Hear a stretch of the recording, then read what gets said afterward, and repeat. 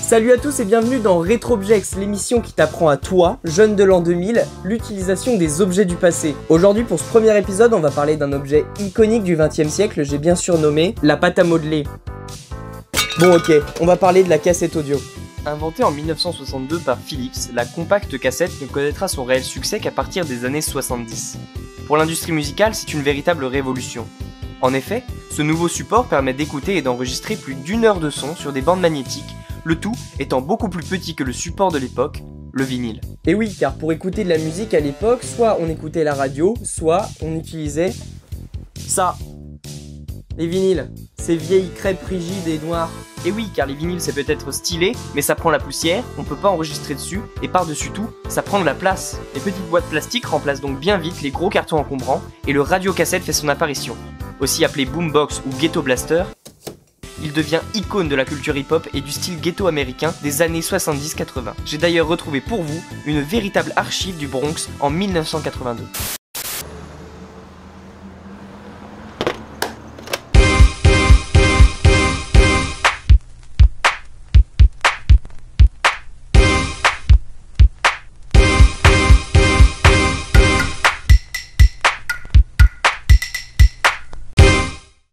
Mais la véritable révolution, c'est Sony qui l'apportera en 1979 avec l'apparition du Walkman.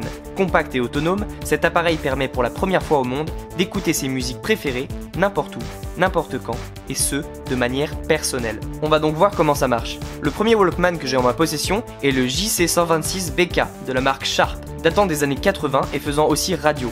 Le second est le RQJ60 et c'est un Panasonic. Enfin, le dernier est un véritable Walkman, un peu plus récent qui fait lui aussi radio.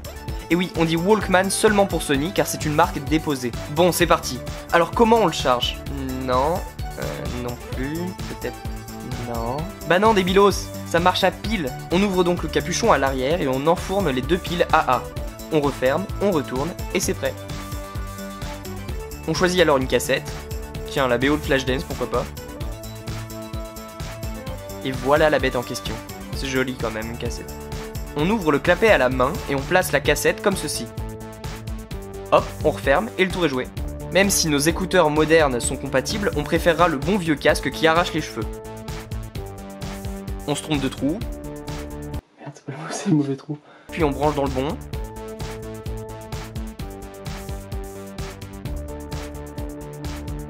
Et en avant la musique. Oh putain, c'est ringard. Quand on a fini d'écouter, on retourne la cassette pour écouter l'autre côté, comme pour un vinyle. On peut même écouter ses propres enregistrements. Certains appareils permettent donc d'enregistrer sur des cassettes. Et quand j'ai découvert ça, c'est une révolution. Oh. Apprenons plutôt en détail comment utiliser ces appareils. Oui, vous aurez sûrement remarqué, j'aime bien Mindhunter. On se retrouve donc ici avec un appareil de la marque Philips, qui en plus d'écouter des cassettes, nous permet d'enregistrer. Et ça c'est pas mal. Bon, forcément comme l'autre, il y a besoin de piles, beaucoup de piles, hein, ça en bouffe. On utilise donc des cassettes. Jusque là tout va bien. Pour ouvrir l'appareil, il vous suffit d'appuyer sur le bouton Stop Eject. Donc dans ce cas là, Eject. Il faut appuyer fort. Là ça va ouvrir le clapet. On peut donc y insérer la cassette dans le bon sens, c'est-à-dire là où il y a la bande en entier, qui va donc de gauche à droite, puis on appuie pour refermer. Pour lire la cassette, je vous apprends rien, il suffit d'appuyer sur play, donc le petit triangle.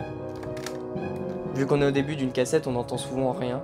Pour mettre sur pause, le bouton pause, et pour enlever la pause, le bouton pause. Mais on préférera plutôt le bouton stop, qui est le même bouton que le bouton eject, mais là qui arrête complètement la cassette.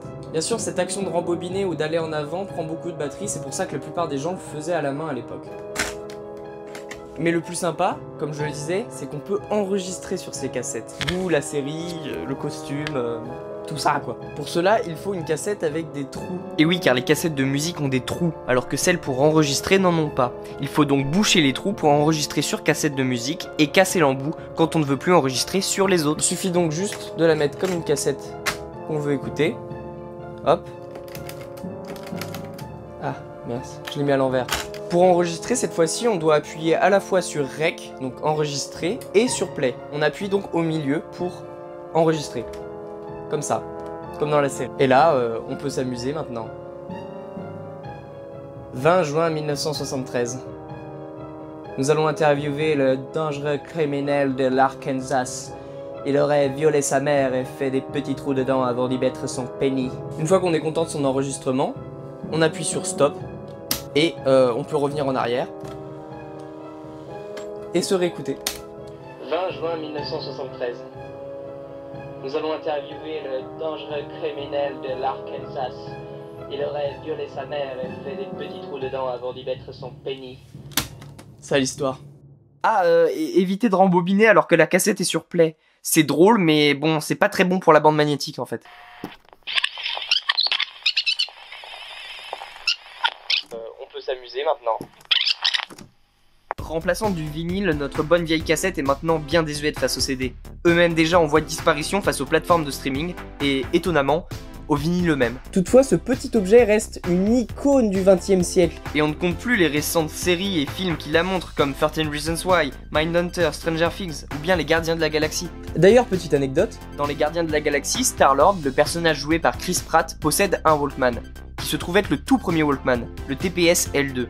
Sauf que selon les accessoiristes du film, l'entrepôt qui gardait les exemplaires de ces Walkman a pris feu. Et que ne fut pas leur surprise en voulant faire le deuxième, d'apprendre que, suite au succès du film, les prix du Walkman avaient explosé. Ils ont dû du coup en créer des faux pour le film. Et d'ailleurs en faisant cette vidéo, mon père m'a appris qu'il possédait ce Walkman, mais qu'il ne l'a plus. Yes. Merci à tous d'avoir regardé ce premier épisode de RetroObjects. J'espère en refaire un d'ici un an. On se retrouve la prochaine fois avec un peu plus de fiction, j'espère.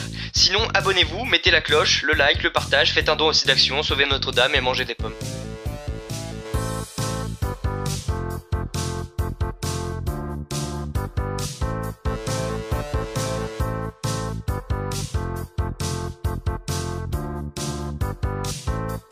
Oui, j'avoue, j'ai tué ma mère.